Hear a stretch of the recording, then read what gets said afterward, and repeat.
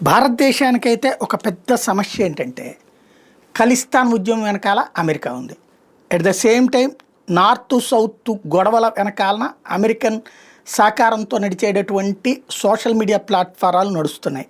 అట్లాగే భాష గొడవల వెనకాలన అమెరికా ఉందన్నటువంటిదే ప్రస్తుతం ఆ సోరోస్ గ్రూప్ నడిపిస్తోంది అన్నటువంటిది మరొక కీలకమైనటువంటి అంశం. అలాగే మత మార్పిడుల వివాదాలు పెద్ద ఎత్తున ఉంటే ఆ మత మార్పిళ్ళు అంటే ముస్లిం మత మార్పిళ్ళది వేరు, క్రైస్తవ మత మార్పిళ్ళ వెనకాల అమెరికా ఉందన్నటువంటిది క్లియర్ కట్ పిక్చరు. అట్లాగే నార్త్ ఈస్ట్లో తీసుకొస్తున్నటువంటి మణిపూర్ గొడవల వెనకాల అమెరికా సహకారం ఉందన్నటువంటిది అక్కడ క్రైస్తవ దేశం కాన్సెప్ట్తో చేస్తుందన్నటువంటిది ఓపెన్ సీక్రెటే.